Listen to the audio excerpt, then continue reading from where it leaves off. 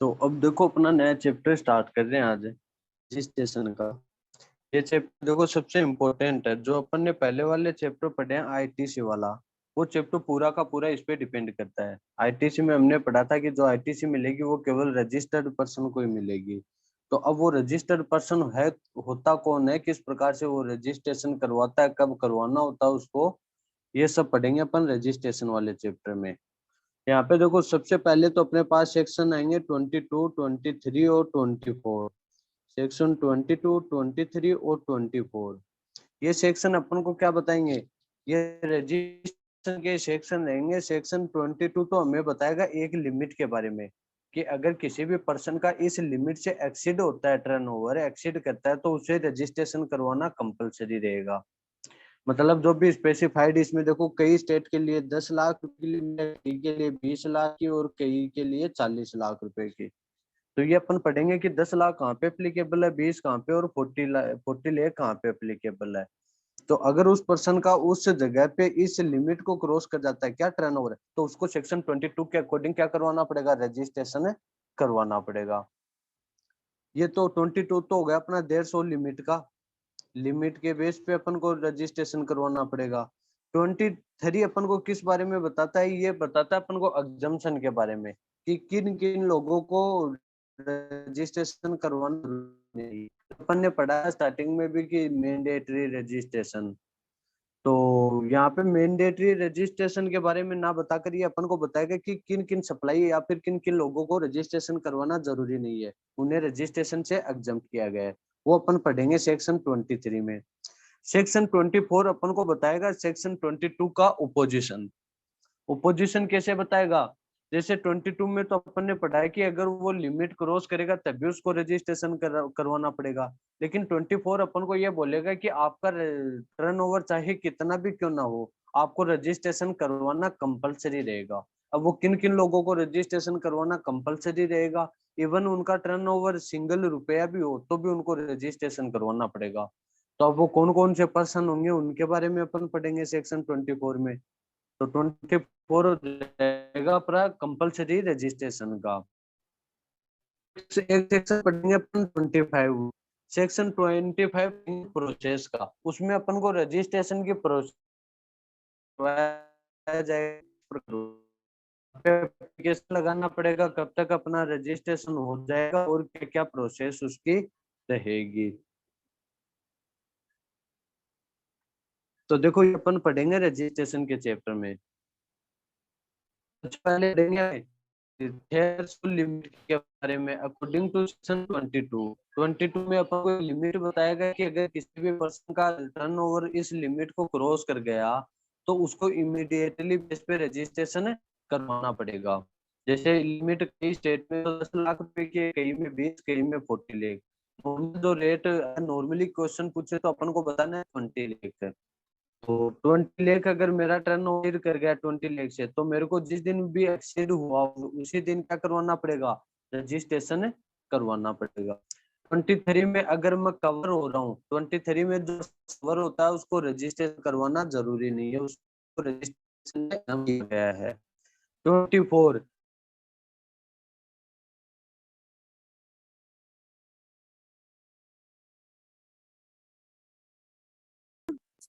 से अनाउंस किया था।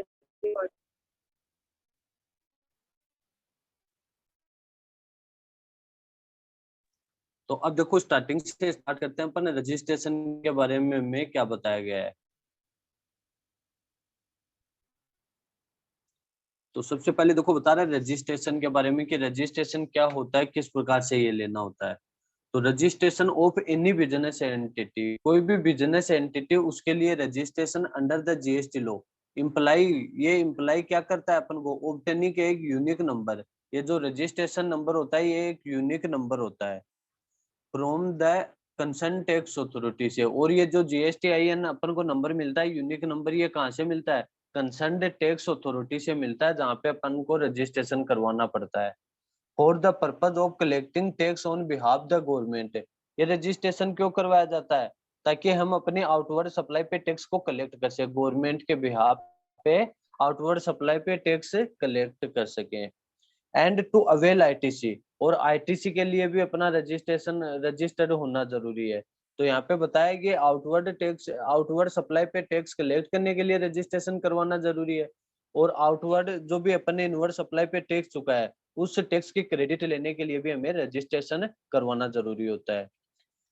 And to avail ITC for the tax on inward supply, जो भी मैंने इनवर्ड सप्लाई पे टैक्स चुका है उस टैक्स की क्रेडिट के लिए भी रजिस्ट्रेशन करवाना जरूरी होता है। सेक्शन 22 ऑफ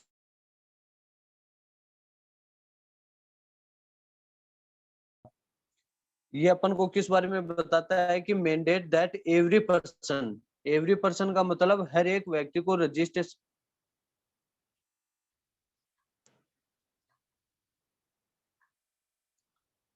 तो क्या बताया section 22 of CGST act, CGST act के सेक्शन 22 के अकॉर्डिंग मैंडेट दैट एवरी कौन होगा, सब लोगों को मैंडेट जरूरी है एज एन एग्रीगेट टर्नओवर। कब जरूरी है? अगर उनका टर्नओवर 20 लाख से ज्यादा है तो उन्हें रजिस्ट्रेशन करवाना जरूरी है।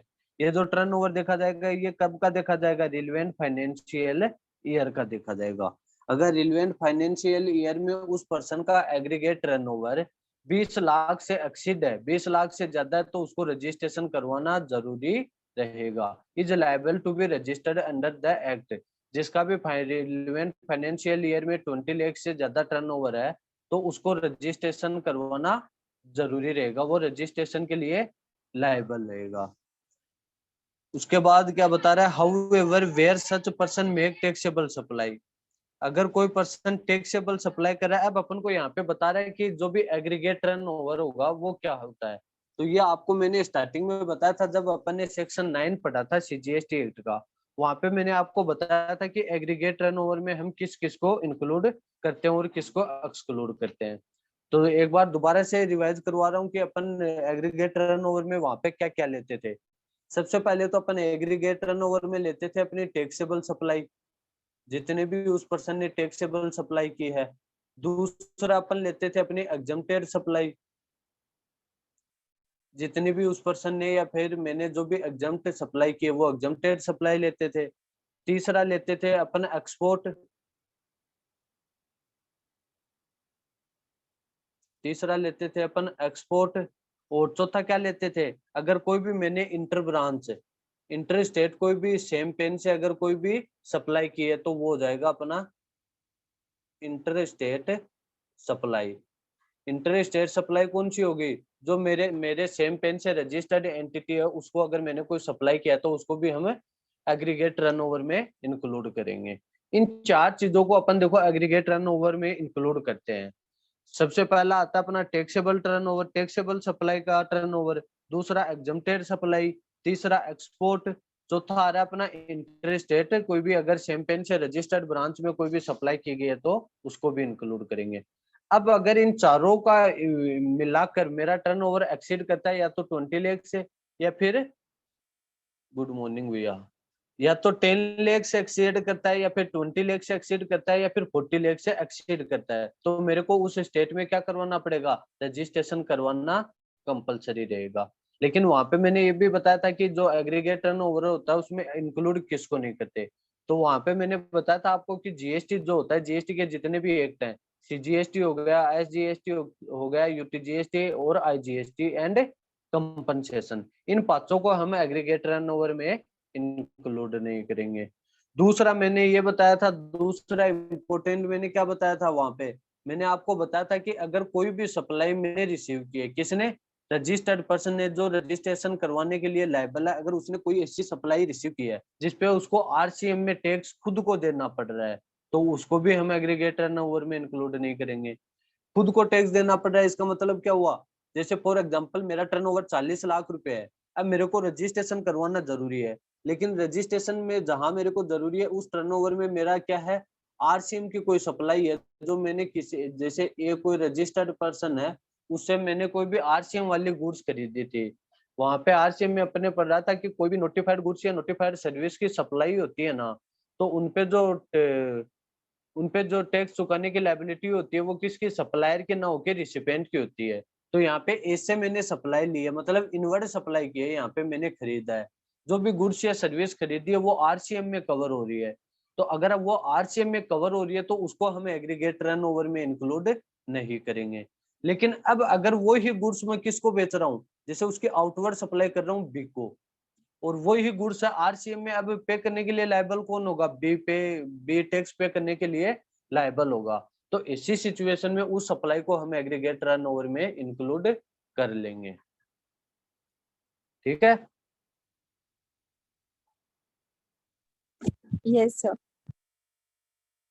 अब आगे देखो, आगे क्या बताया है। However, where such person make taxable supply, हालांकि जो पर्सन है वो अगर टैक्सेबल सप्लाई करता है किसकी, गुड्स और सर्विसेज और both, from any of the special category, जो स्पेशल कैटेगरी के स्टेट आएंगे कुछ वहां पे लिमिट पड़ेंगे अपन 10 लाख की। नॉर्मली तो जो लिमिट रहती है वो अपनी 20 लाख की है, और कुछ स्पेशल कैटेगरी के स्टेट है जहाँ पे वो लिमिट रहेगी अपनी 10 लाख की। तो उसी के बारे में बता रहा है कि क्या बता रहा है, from any of the special category state he shall be liable to be registered. तो वो रजिस्ट्रेशन के लिए कब लायबल होगा, if his aggregate turnover in a financial year exceed 10 lakh. Normally मैंने क्या बताया कि जो टर्नओवर 20 लाख देखेंगे अपन, लेकिन यहाँ पे अपन को एक एक्सेप्शन बताया गया है कि कुछ स्पेसिफाइड स्टेट के बारे में बताया गया है। अगर उन स्पेसिफाइड स्टेट में मैं कवर हो रहा हूँ तो मेरी जो एग्रीगेट टर्नओवर की लिमिट रहेगी वो 10 लाख की रहेगी, ना कि 20 लाख की। ठीक है। दूसरा उसके बाद आ रहा है अपना आगे, अब बता रहा है देखो अपन को एग्रीगेट टर्नओवर की डेफिनेशन बता रहा है कि एग्रीगेट टर्नओवर क्या होता है। तो एग्रीगेट टर्नओवर में देखो क्या बताया है, aggregate turnover under the act include, aggregate turnover में क्या क्या इंक्लूड कर रहा है, ऑल टैक्सेबल सप्लाई जो मैंने आपको बताया था, all exempted supply, exempted supply में अपन जीरो रेटेड को भी इंक्लूड करते हैं, एंड इंटरस्टेट सप्लाई, और कोई भी इंटरस्टेट अगर मैंने सप्लाई किया तो वो भी इंक्लूड करते हैं।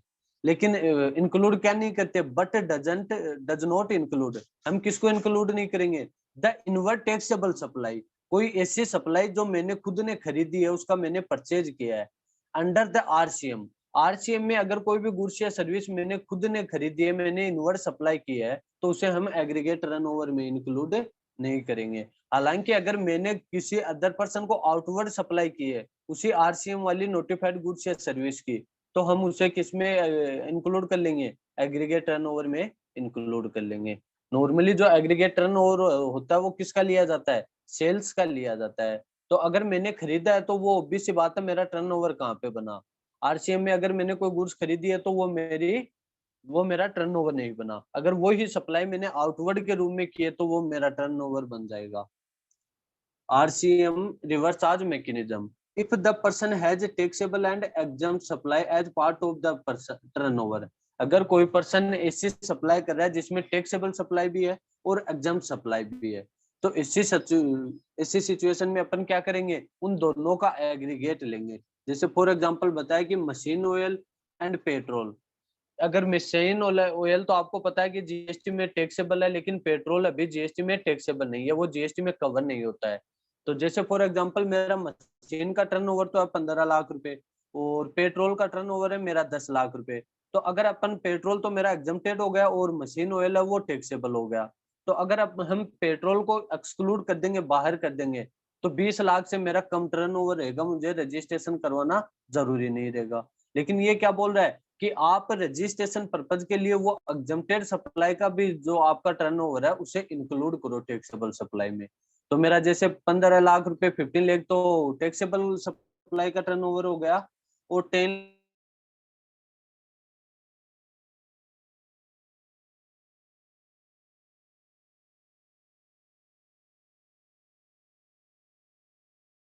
में क्या किया जाएगा, ये दोनों को ऐड किया जाएगा, टैक्सेबल सप्लाई और एग्जम्प्टेड सप्लाई को, टू डिटरमाइन, क्या किस क्यों ऐड किया जाएगा, to determine whether the aggregate exceed their threshold limit, कि वो जो मेरा एग्रीगेट टर्नओवर है वो उस एग्रीगेट लिमिट से एक्सीड कर रहा है या नहीं कर रहा, उस पर्पज के लिए टैक्सेबल और एग्जम्प्टेड दोनों का एग्रीगेट या फिर टोटल किया जाएगा। उसके बाद बता रहा है एंड इफ इट डज, अगर ये करता है, क्या करता है कि उस लिमिट से जो सेक्शन 22 में लिमिट बताई गई है उस लिमिट को क्रॉस करता है, then registration become mandatory for such supplier. तो इसी सिचुएशन में अगर वो रजिस्ट्रेशन सॉरी वो टर्नओवर उसका उस लिमिट से क्रॉस कर गया, तो उसको रजिस्ट्रेशन करवाना क्या हो जाएगा, मैंडेटरी हो जाएगा फॉर सच सप्लायर। उस सप्लायर को रजिस्ट्रेशन लेना जरूरी हो जाएगा। The supply by the agent, अब हो सकता है वो सप्लाई की गई हो या तो उस प्रिंसिपल के द्वारा खुद के द्वारा की गई हो या फिर उसके एजेंट के द्वारा की गई हो, तो इन सब को हम एग्रीगेट टर्नओवर में इंक्लूड करेंगे। जैसे फॉर एग्जांपल 10 लाख रुपए की सप्लाई तो प्रिंसिपल ने कर दी और 15 लाख रुपए की सप्लाई किसने कर दी, मेरे एजेंट ने सप्लाई कर दी। तो ऐसी सिचुएशन में इन दोनों का एग्रीगेट टर्नओवर देखेंगे अपन रजिस्ट्रेशन पर्पज के लिए। तो अगर वो मेरा लिमिट 20 लाख या 10 लाख या फिर 40 लाख से एक्सीड कर रहा है तो मेरे को रजिस्ट्रेशन करवाना मैंडेटरी रहेगा। तो क्या बताया, the supply by the agent, agent के द्वारा कोई सप्लाई की गई है on the behalf of principal, principal के बिहाफ पे अगर कोई भी एजेंट के द्वारा सप्लाई की गई है वुड बी इंक्लूडेड, तो उससे भी इंक्लूड किया जाएगा in the aggregate turnover of both. कौन से टर्नओवर में इंक्लूड किया जाएगा, प्रिंसिपल एंड एजेंट, इन दोनों का जो भी टर्नओवर होगा उसका एग्रीगेट करके अपन 150 लिमिट को अप्लीकेबल करेंगे। Registration is mandatory every place of business from wherein a taxable supply has been made। अब अपन को ये बता रहा है कि हमें उस एवरी प्लेस पे रजिस्ट्रेशन लेना जरूरी होगा जहां से हम क्या कर रहे हैं, टैक्सेबल सप्लाई या फिर सप्लाई कर रहे हैं। जैसे फॉर एग्जांपल मेरी राजस्थान में 2 ब्रांच है, उन दोनों ब्रांच का अगर मेरा जो टर्नओवर है वो 150 लिमिट को क्रॉस कर रहा है, तो इसी सिचुएशन में मेरे को दोनों ब्रांच का रजिस्ट्रेशन करवाना जरूरी रहेगा। हो सकता है मेरी एक ब्रांच राजस्थान में हो, एक दिल्ली में हो, तो ऐसी सिचुएशन में भी मेरे को दोनों ब्रांच के लिए रजिस्ट्रेशन करवाना पड़ेगा। हो सकता है मैं सेम पेन से करवा लूं या फिर डिफरेंट पेन से करवा लूं। अगर सेम पेन से रजिस्ट्रेशन करवाऊंगा तो इसी सिचुएशन में उसको क्या बोला जाएगा, डिस्टिंक्ट पर्सन बोला जाएगा। ये स्टार्टिंग में आपको बताया था कि डिस्टिंक्ट पर्सन कौन सा होता है। डिस्टिंक्ट पर्सन में मैंने आपको बताया था कि एक सेम पेन से जितने भी रजिस्टर्ड बिजनेस होते हैं उनको डिस्टिंक्ट पर्सन बोला जाता है। तो यहाँ तक कोई डाउट है, रजिस्ट्रेशन कब करवाना होता है, किस प्रकार से करवाना होता है, एग्रीगेट टर्नओवर क्या होता है, क्या एग्रीगेट टर्नओवर में हम इंक्लूड करते हैं, क्या एक्सक्लूड करते हैं, यहाँ तक कोई डाउट है तो पूछ सकते हो आप।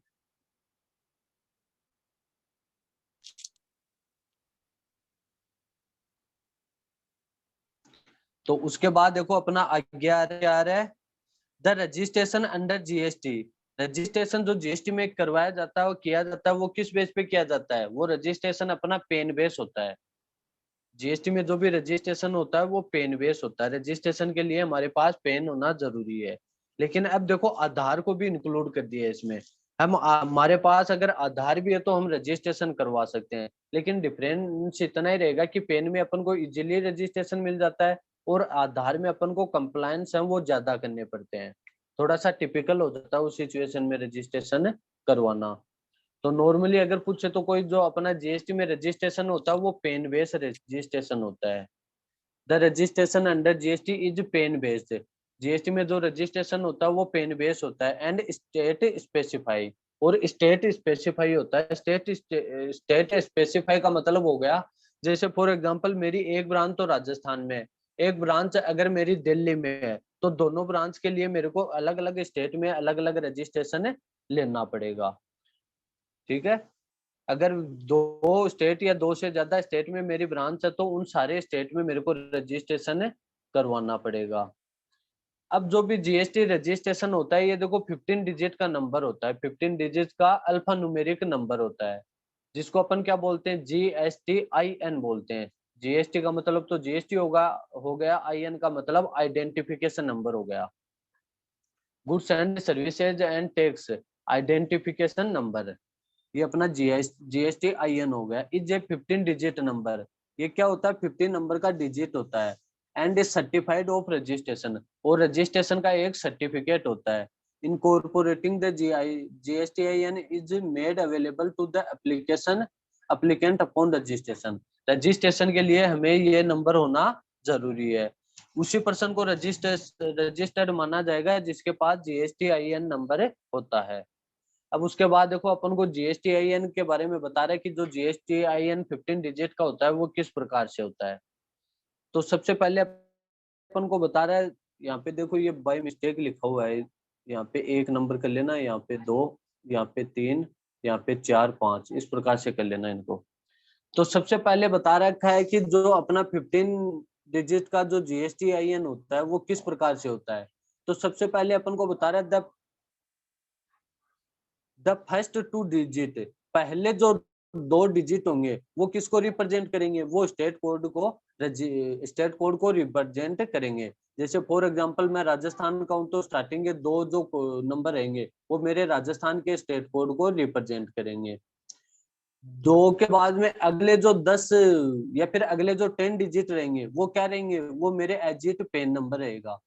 मतलब 10 2 डिजिट तो हो जाएंगे मेरे, क्या हो जाएंगे, स्टेट कोड के हो जाएंगे, जैसे 2 एंड 4। उसके बाद 2 एंड 4 से अगले जो 10 डिजिट होंगे वो 10 डिजिट क्या होंगे, वो मेरे पेन नंबर होंगे। तो अपने टोटल कितने डिजिट हो गए, 10 और 2 12 डिजिट हो गए। उसके बाद जो 13वां जो डिजिट रहेगा वो क्या होगा, वो रजिस्ट्रेशन होगा कि मैंने उस स्टेट में कितने रजिस्ट्रेशन करवा रखे हैं। मतलब वो रजिस्ट्रेशन के बारे में बताएगा कि आपने कितने रजिस्ट्रेशन करवा रखे हैं, 1 करवा रखा है, 2 करवा रखा है या 3, विद इन ए स्टेट, एक स्टेट में कितने रजिस्ट्रेशन करवा रखे हैं वो बताएगा। तो यहाँ तक 13 डिजिट कंप्लीट हो गए। उसके बाद 14 डिजिट क्या बता रहा है अपन को, बाय डिफॉल्ट बता रहा है। 14 डिजिट जो होता है वो अपना बाय डिफॉल्ट जेड होता है। 14 जो डिजिट होता है वो ऑलवेज क्या होगा, जेड ही होगा, बाय डिफॉल्ट होगा। और जो लास्ट डिजिट होगा वो अपन को GST अथॉरिटी होती है उसके द्वारा एक चेक कोड के रूप में दिया जाएगा। 15th जो डिजिट होता है वो GST अथॉरिटी के द्वारा में चेक कोड के रूप में दिया जाएगा। वो उन पे डिपेंड करता है कि वो क्या देते हैं। हो सकता है वो नंबर के रूप में दे दे, हो सकता है वो अल्फाबेट के रूप में दे दे। तो ये इस प्रकार से अपना 15 नंबर का GSTIN नंबर होता है। तो क्या होता है इसमें भी देखो क्वेश्चन पूछ सकता है कि स्टार्टिंग के 2 डिजिट किसको रिप्रेजेंट करते हैं।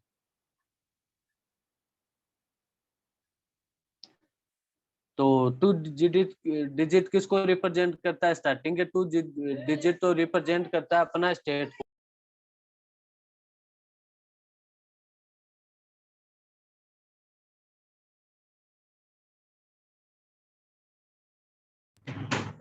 जो फर्स्ट 2 डिजिट डिजिट होते हैं वो किसको रिप्रेजेंट करते हैं, वो तो स्टेट कोड को रिप्रेजेंट करते हैं।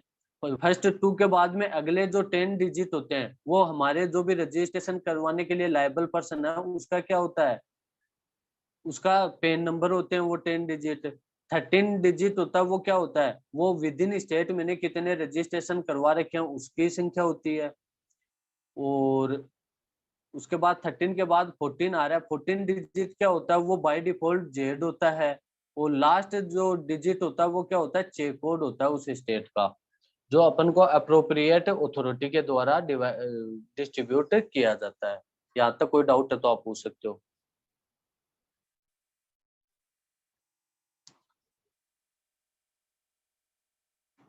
उसके बाद अपन को बता रहा है registration under GST is not tax specific. ये जो GST में रजिस्ट्रेशन होता है ये टैक्स स्पेसिफिक नहीं होता। टैक्स स्पेसिफिक मतलब क्या हो गया कि जैसे मैंने GST में रजिस्ट्रेशन करवाया तो जितने भी GST में एक्ट हैं, जैसे CGST एक्ट, SGUT और IG और कंपनसेशन, इन सब के लिए मेरे को अलग अलग रजिस्ट्रेशन नहीं करवाना पड़ेगा। अगर मैंने एक बार रजिस्ट्रेशन करवा लिया तो ये पूरे एक्ट पे एप्लीकेबल हो जाएगा। GST में भी वही मेरा रजिस्ट्रेशन होगा, SG में भी वही रजिस्ट्रेशन होगा और IG कंपनसेशन UT में भी मेरा वही रजिस्ट्रेशन होगा। इसलिए इसको टैक्स स्पेसिफिक रजिस्ट्रेशन नहीं बोलेंगे। मतलब हमें अलग अलग टैक्स के लिए अलग अलग रजिस्ट्रेशन नहीं लेना पड़ेगा कि CG के लिए तो मैं अलग रजिस्ट्रेशन ले, SG के लिए अलग ले। अगर मैंने किसी भी एक्ट में किसी भी टैक्स में रजिस्ट्रेशन ले लिया तो वो ऑल ओवर GST पे एप्लीकेबल हो जाएगा, सारे टैक्स पे एप्लीकेबल हो जाएगा। 1 मिनट, यहाँ से अपना सेक्शन 22 स्टार्ट हो रहा है। अपन ने ऊपर तो पढ़ लिया है रजिस्ट्रेशन के बारे में, बेसिक की रजिस्ट्रेशन क्या होता है, कब करवाना पड़ता है, GSTIN क्या होता है, क्या एग्रीगेट रनओवर होता है, एग्रीगेट रनओवर में किसको इंक्लूड करते हैं और किसको एक्सक्लूड करते हैं। अब अपन को सेक्शन 22 में यहाँ पे लिमिट बताएगा कि रजिस्ट्रेशन के लिए जो अपन एग्रीगेट रनओवर की लिमिट देखते हैं वो कितनी लिमिट होती है। तो देखो क्या बता रहा है अपन को, person liable for registration, under section 22 में रजिस्ट्रेशन के लिए कौन कौन से पर्सन लायबल रहेंगे वो बता रहे हैं। Every supplier liable to be registered, every supplier, प्रत्येक सप्लायर जो रहेगा वो लायबल रहेगा किसके लिए, रजिस्ट्रेशन के लिए।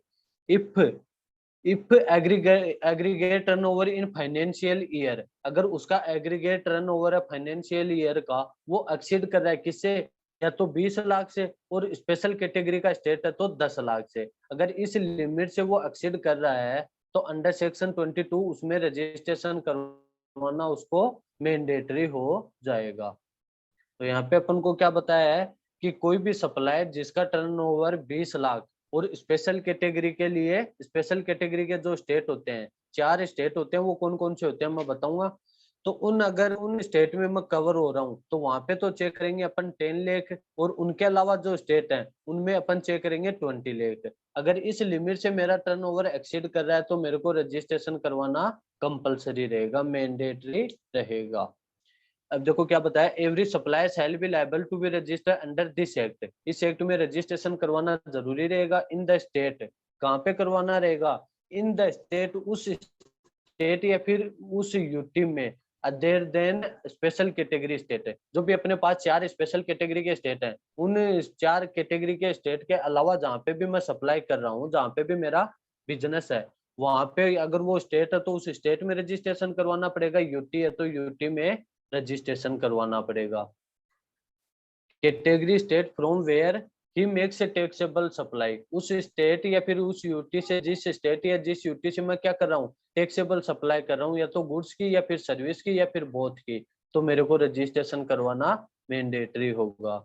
If his aggregate turnover in a financial year exceed 20 lakh, अगर मेरा जो टर्नओवर है वो 20 लाख से एक्सीड करता है, उसको क्रॉस करता है, तो मेरे को रजिस्ट्रेशन करवाना जरूरी रहेगा।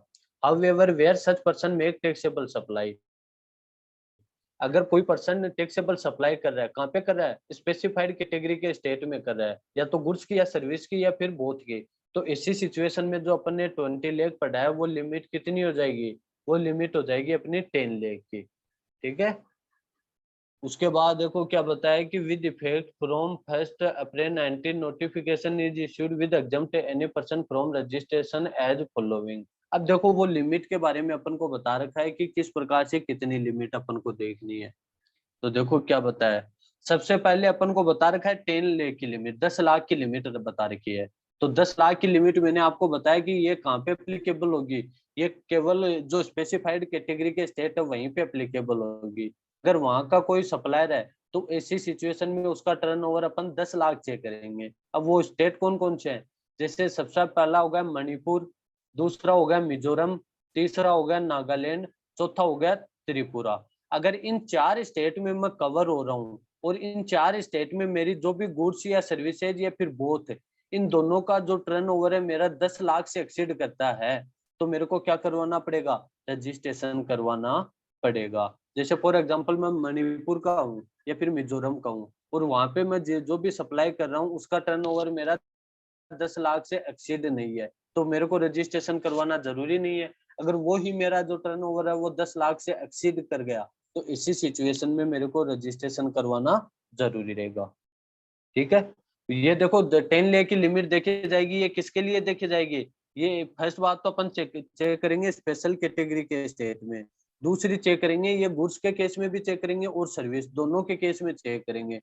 अपने पास एक जगह आएगा कि गुड्स के लिए तो अपन अलग लिमिट देखेंगे और सर्विस के लिए अलग देखेंगे। तो यहाँ पे से इसमें क्या बता रहा है स्पेशल कैटेगरी स्टेट में, यहाँ पे अपन को बता रहा है कि गुड्स और सर्विसेज, या तो हो सकता है वो गुड्स की सप्लाई कर रहा हो सकता है सर्विस की कर रहा हो सकता है बोथ की कर रहा हो। तो अगर जिसकी भी वो सप्लाई कर रहा है उसकी टोटल टर्नओवर देखेंगे अपन, टोटल टर्नओवर अगर 10 लाख से एक्सीड कर रहा है तो वो उसको रजिस्ट्रेशन करवाना मैंडेटरी होगा। बोलो इसमें कोई डाउट है तो।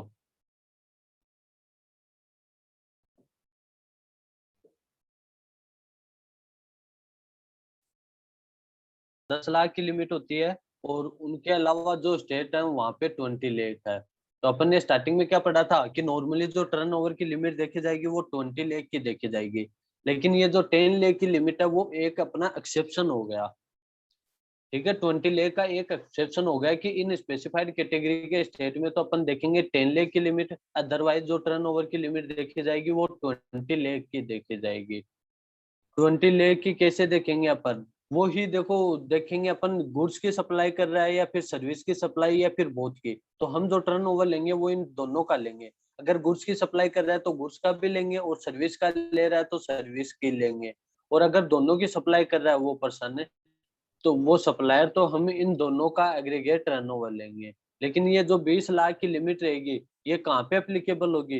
ये केवल अरुणाचल प्रदेश, मेघालय, सिक्किम, उत्तराखंड, पौंडुचेरी और तेलंगाना, ये 7 कैटेगरी के जो स्टेट हैं, इन 7 कैटेगरी के स्टेट पे जो लिमिट रहेगी वो अपनी रहेगी 20 लाख की। ठीक है।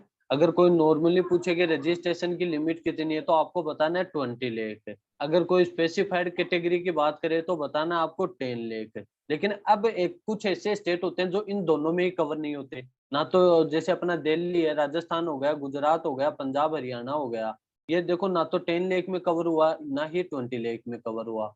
तो इसके लिए इनके लिए इन स्टेट्स के लिए एक अलग लिमिट अपन को बताई गई है। वो लिमिट कौन सी है? देखो यहाँ पे 2 लिमिट बताएगा अदर स्टेट्स के लिए। हमें कौन कौन सी बता रहा है? जैसे state with limit of 40 lakh for goods, यहाँ पे तो अपन ने देखो पीछे वाले 2 में तो क्या पढ़ा,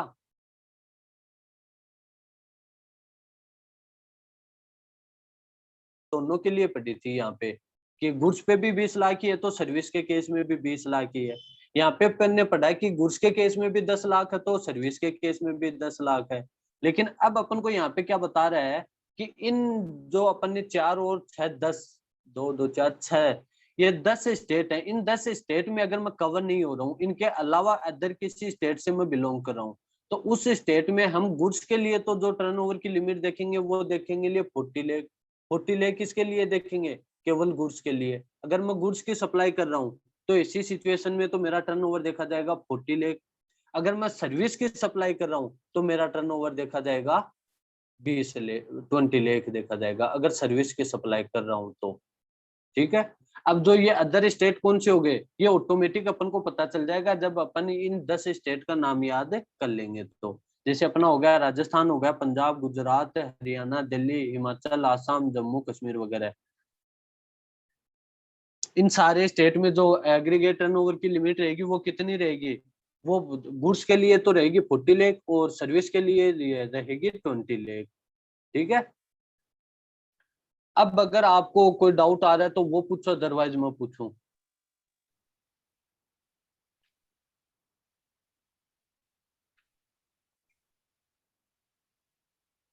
तो सर ये जो हेलो। लास्ट वाली कैटेगरी है, हम्म। तो सर इसमें एग्रीगेट 60 लाख देखेंगे फिर? क्या देखेंगे? सर एग्रीगेट 60 लाख की लिमिट देखेंगे फिर? एग्रीगेट 60 लाख क्यों देखना है? अगर वो पर्सन केवल गुड्स की सप्लाई कर रहा है तो 40 लाख देख लो, अगर सर्विस की सप्लाई कर रहा है तो 20 लाख देख लो। अपन को 60 लाख क्यों देखना है? अगर दोनों की वो सप्लाई कर रहा है, मैं यही पूछना चाह रहा था कि जैसे फॉर एग्जांपल मैं राजस्थान का सप्लायर हूँ और मैं किसकी सप्लाई कर रहा हूँ? गुड्स की भी सप्लाई कर रहा हूँ और सर्विस की भी सप्लाई कर रहा हूँ। तो इसी सिचुएशन में मेरे पे जो अप्लीकेबल होगी लिमिट वो कौन सी होगी? 40 और 20 लाख की अप्लीकेबल होगी। तो जैसे मैं जैसे गुड्स का टर्नओवर तो मेरा कितना हो गया? गुड्स का टर्नओवर हो गया मेरा 35 लाख रुपए, और सर्विस का टर्नओवर हो गया मेरा जैसे 25 लाख रुपए। तो ऐसी सिचुएशन में आप बताओ मेरे को रजिस्ट्रेशन लेना जरूरी है या नहीं है? सर जरूरी है। जरूरी है। क्यों जरूरी है? क्योंकि ऐसी सिचुएशन में अगर गुड्स और सर्विस दोनों की सप्लाई कर रहा हूँ तो ऐसी सिचुएशन में जो टर्नओवर देखा जाएगा वो लोअर लिमिट वाला देखा जाएगा। वैसे गुड्स के लिए तो देखो मैं 35 लाख, मेरा 40 लाख क्रॉस नहीं हो रहा, लेकिन सर्विस के लिए मेरा जो एग्रीगेट टर्नओवर है वो 20 लाख को क्रॉस कर रहा है। तो इसी सिचुएशन में हम लोअर लिमिट को देखेंगे। कब देखेंगे? जब सप्लाई गुड्स और सर्विस दोनों की जा रही हो। ठीक है। Yes sir. Okay sir.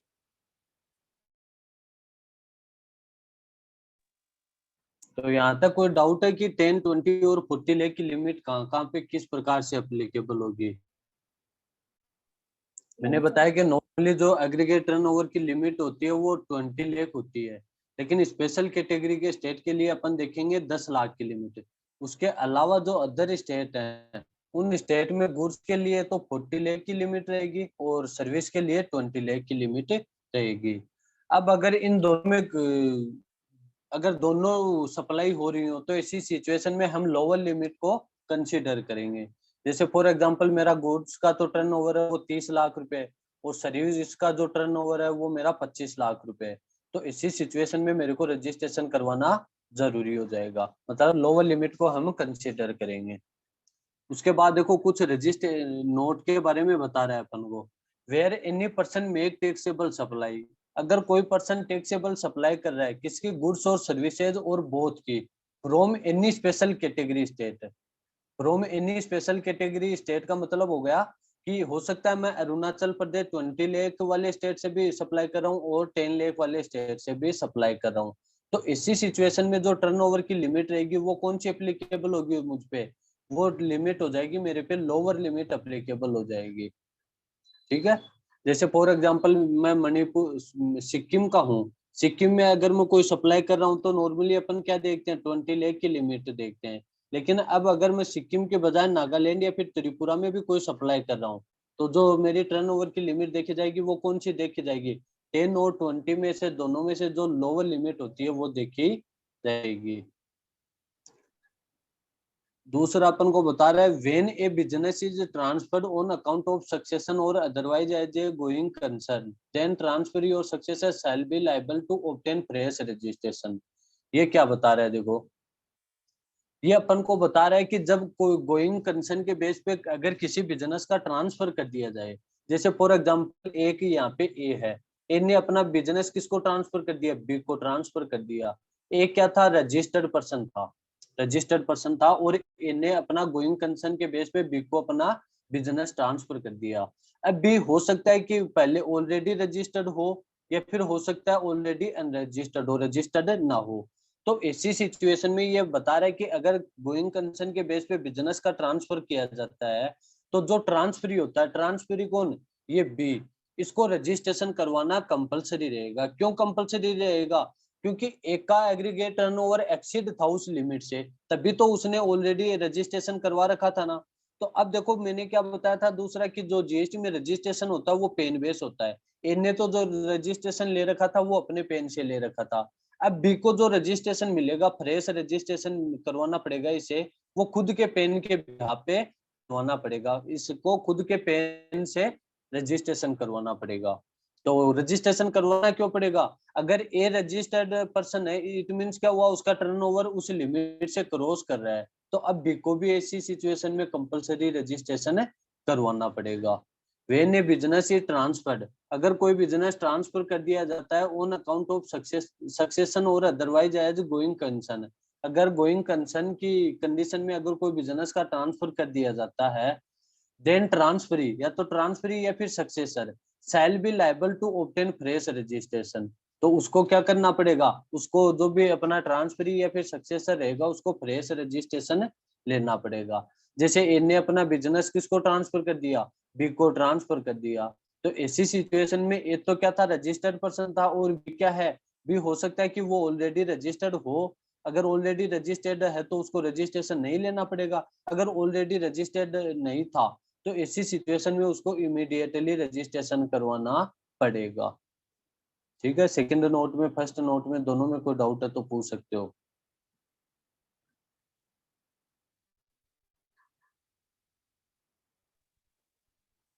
Sir अगर हाँ जी। सर आपने जैसे एग्जांपल लिया था कि आप सिक्किम से भी कर रहे हैं और नागालैंड से भी कर रहे हैं, तो फिर सर हाँ दोनों हाँ, की लिमिट देखी जाएगी क्या, 10 लाख की या 20 लाख की? नहीं देखो सिक्किम में तो अप्लीकेबल कौन सा कितनी लिमिट है सिक्किम के लिए, सिक्किम के लिए तो 20 लाख। 20 लाख है। और मणिपुर मिजोरम जो स्पेशल कैटेगरी के स्टेट है वहां पे लिमिट कितनी है, 10 लाख। 10 लाख है। तो अब ऐसी सिचुएशन में हमारे पास देखो ये डाउट हो गया कि हम 10 लाख चेक करें या फिर 20 लाख चेक करें या फिर दोनों चेक करें, अपने सामने ये क्वेश्चन है। तो जो फर्स्ट नोट में बताया गया है वो यही बताया गया है कि अगर ऐसी सिचुएशन आ जाए तो ऐसी सिचुएशन में हमें क्या करना है, लोअर लिमिट को कंसीडर करना है। लोअर लिमिट अपनी कौन सी होगी, 10 या फिर 20, सर 10। 10, तो अगर मेरा 10 लाख से एक्सीड कर रहा है एग्रीगेट टर्नओवर तो मेरे को रजिस्ट्रेशन करवाना पड़ेगा। ओके सर, ठीक है। और कोई doubt? No sir.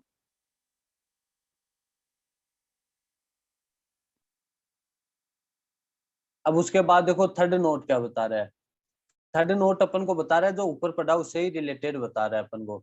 Where a business is transferred, जब कोई बिजनेस का ट्रांसफर कर दिया जाता है ड्यू टू अमलगमेशन या फिर मर्जर या फिर डिमर्जर हो रहा है।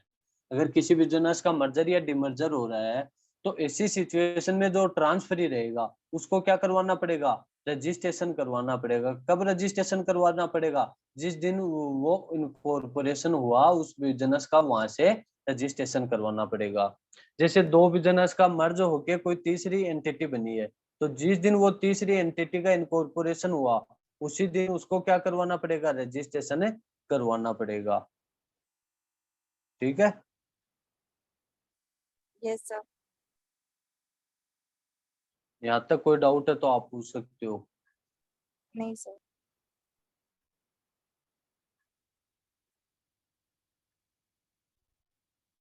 उसके बाद देखो अपना सेक्शन आ रहा है 23।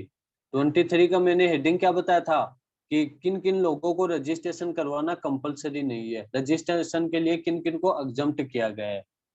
तो देखो क्या बता रहा है अपन को, person not liable for registration. किन किन लोगों, कौन कौन ऐसे लोग हैं जिनको रजिस्ट्रेशन के लिए लायबल नहीं बताया गया अंडर सेक्शन 23। 23 में रजिस्ट्रेशन करवाना किसको, रजिस्ट्रेशन के लिए कौन लायबल नहीं है उनके बारे में बताया गया है। तो देखो कौन कौन बताया है। The following person shall not be liable to registration namely, जो अपन को पर्सन बता रहे हैं नीचे वो पर्सन रजिस्ट्रेशन के लिए क्या नहीं है, लायबल नहीं है। अब देखो कौन कौन से बता रहा है। एनी पर्सन, कोई भी पर्सन इंगेज्ड, इंगेज का मतलब होगा जो लगा हुआ है या फिर जो बिजनेस कर रहा है। किसका, एक्सक्लूसिवली, एक्सक्लूसिवली, एक्सक्लूसिवली का मतलब हो गया कंप्लीटली, केवल उसका एक ही बिजनेस है, वही बिजनेस है। एक्सक्लूसिवली, एक्सक्लूसिवली बिजनेस कर रहा है किसका, in the business of supplying, किसकी सप्लाई कर रहा है, या तो गुड्स की या फिर सर्विसेज की या फिर बोथ की। That are not liable to tax, जिन गुड्स या सर्विस पे क्या नहीं है, टैक्स ही नहीं लगता उनकी, अगर वो एग्जम्प्टेड गुड्स या सर्विस की सप्लाई कर रहा है तो ऐसी सिचुएशन में उसको रजिस्ट्रेशन करवाना जरूरी नहीं रहेगा। और Holi exempt from tax under this act और अंडर द आईजीएसटी एक्ट। तो ये अपन को क्या बता रहा है कि अगर कोई पर्सन ऐसे बिजनेस में लगा हुआ है, ऐसी सप्लाई कर रहा है जिन पे या तो टैक्स ही नहीं लगता या फिर जीएसटी में जिनको एग्जम्प्ट किया गया है, या तो जीएसटी एक्ट में किया गया है या फिर आईजीएसटी एक्ट में, तो उसको रजिस्ट्रेशन करवाना जरूरी नहीं रहेगा। जैसे फॉर एग्जांपल पेट्रोल है, पेट्रोल अपना क्या है, एग्जम्प्टेड सप्लाई में कवर है। तो एग्जम्प्टेड सप्लाई, अगर अब मैं पेट्रोल की सप्लाई कर रहा हूँ तो मेरे को क्या रजिस्ट्रेशन करवाना कंपलसरी है।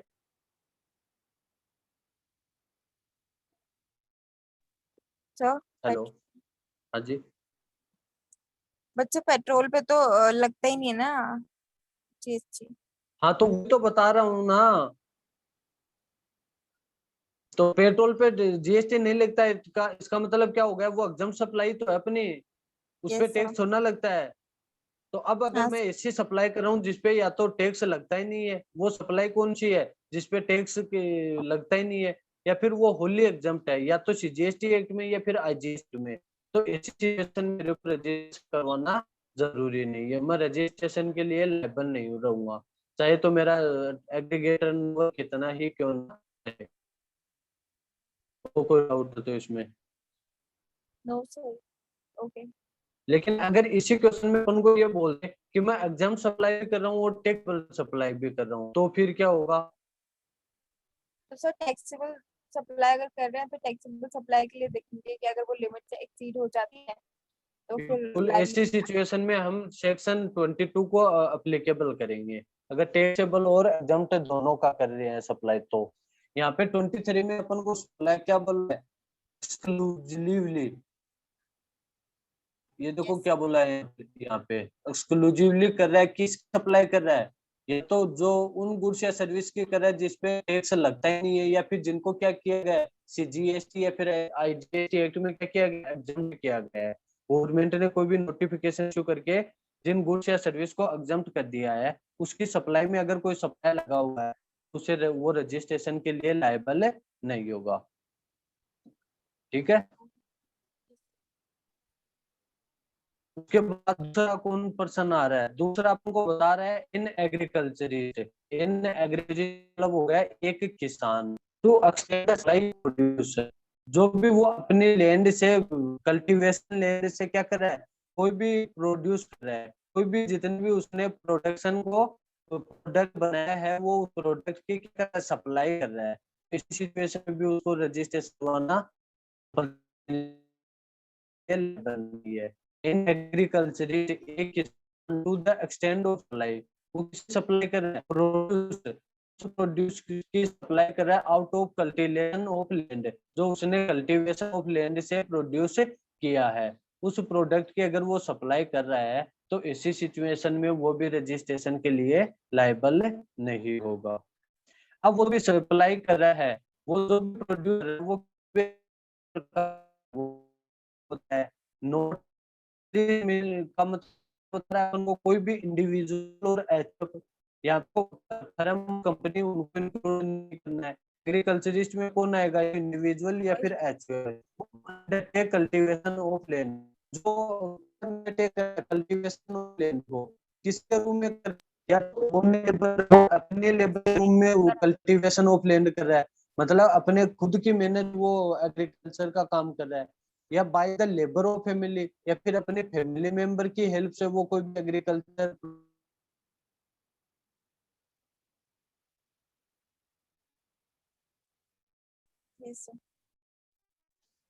किस अपन ने देखे कि कोई ऐसी सप्लाई कर रहा है कोई पर्सन जो या तो सीजीएसटी एक्ट में एग्जम्प्ट किया गया उनको, या फिर आईजीएसटी एक्ट में एग्जम्प्ट किया गया है, तो वो पर्सन रजिस्ट्रेशन के लिए लायबल नहीं होगा। दूसरा इसमें बता रहा है कि एन एग्रीकल्चरिस्ट, एग्रीकल्चरिस्ट का मतलब हो गया कोई भी एग्रीकल्चर टू एक्सटेंड कर रहा है इसकी out of cultivation of land, land से कोई भी कल्टीवेशन का काम करके उसकी वो सप्लाई कर रहा है, तो ऐसी सिचुएशन में उसे भी रजिस्ट्रेशन के लिए लायबल नहीं रहेगा, वो भी रजिस्ट्रेशन के लिए लायबल नहीं होगा। अब दूसरा बता रहा है कि एग्रीकल्चरिस्ट मीन्स क्या होता है, एग्रीकल्चरिस्ट कौन होता है, तो एग्रीकल्चरिस्ट क्या बता रखा है, एन इंडिविजुअल और एचयूएफ, या तो वो कोई इंडिविजुअल होगा या फिर कोई एचयूएफ होगा, who undertake the cultivation of land, जिसने कल्टीवेशन ऑफ लैंड को क्या कर रखा है, अंडरटेक कर रखा है, किस भी आप पे, या तो वो बाई ओन लेबर, वो अपनी खुद की मेहनत से वो कल्टीवेशन का काम कर रहा है, एग्रीकल्चर का काम कर रहा है, या फिर by the labour of family, अपनी फैमिली को एक लेबर के रूप में काम करवा के वो अगर एग्रीकल्चर का काम कर रहा है। तीसरा बता रहा है भाई सर्वेंट ऑन वेजेज, अगर उसने वेजेज के रूप में सर्वेंट नौकर लगा रखे हैं तो भी वो क्या माना जाएगा, एग्रीकल्चरिस्ट माना जाएगा। पेबल इन केस और in kind under personal supervision of, जो भी वेजेज उसके द्वारा पेबल है वो या तो केस में हो सकती है या फिर काइंड के रूप में हो सकती है, ये उस पे करता है, इस पे उसके पर्सनल सुपरविजन पे डिपेंड करता है। तो दूसरा